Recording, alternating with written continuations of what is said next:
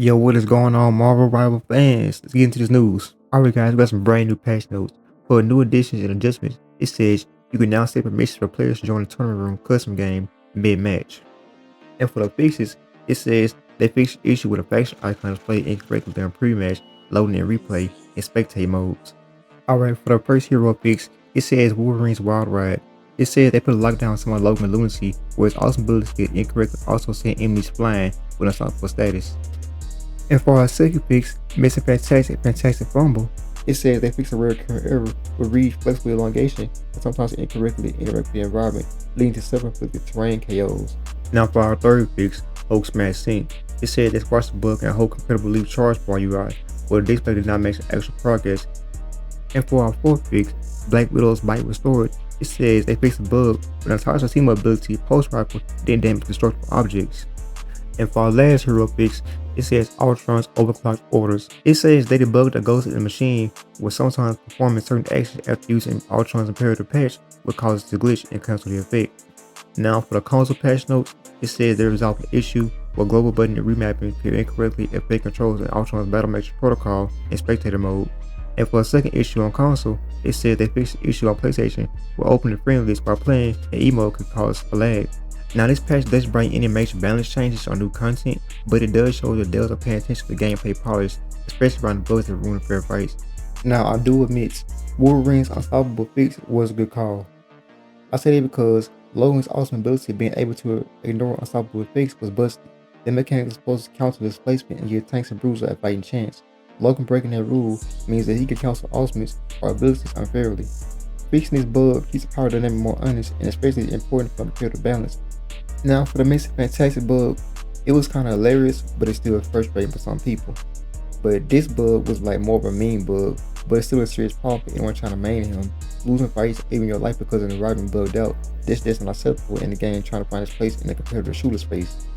Now for the Hulk bug, there was a crucial fix, especially if you main Hulk. This is one of the low-key fixes that matter more than it seems. If your lead bar lies to you, you lose tempo, especially in a broadly heavy game like Marvel Rivals. In my opinion, it's a small fix, but still high impact for players who take them seriously. Alright, for Black Widow post-rifle, it needed functionality. Widow not damaging destructible objects made her feel incomplete. Post-rifle is part of a utility toolset, and without it affecting the environment, she has lost potential.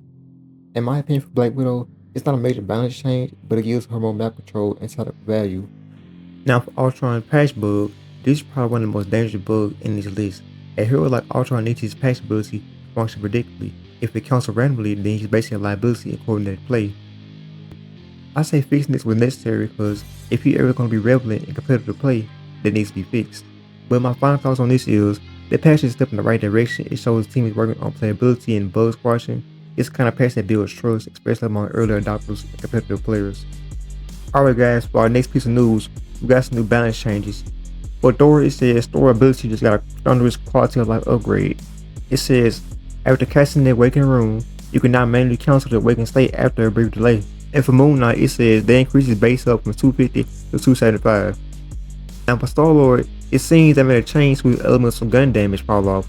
It says they adjusted maximum damage fall off at 25 meters from 60% to 65%.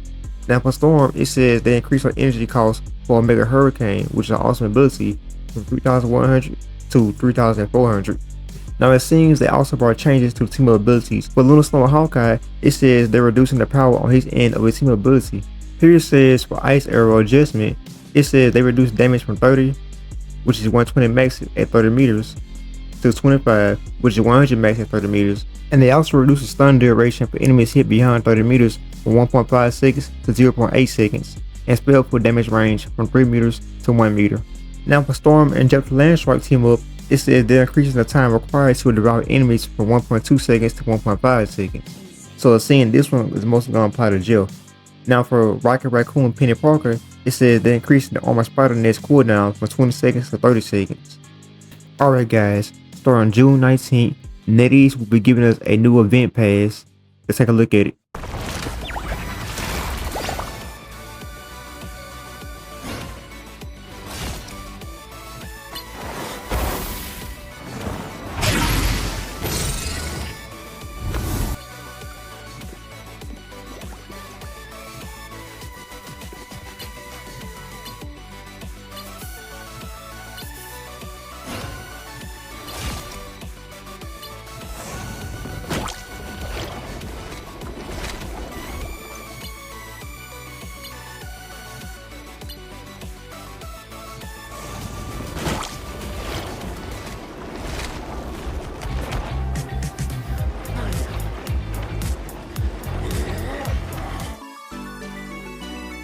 Now, as you can see from the video, we're getting tons of rewards, like the Jeff new emote skin.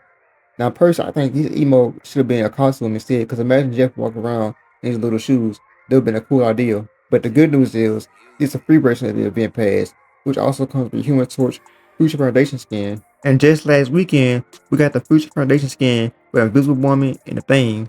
Now, the free version also has some nameplates, such as the My Baby and Me nameplate of Emma Frost and Jeff, and the Future Foundation nameplate of Human Torch. Now for the paid version of this event, we're getting an emote called the Venom Tickle Me Pink emote, which is blowing bubbles with gum. And the last emote we got Venom with a twerk emote.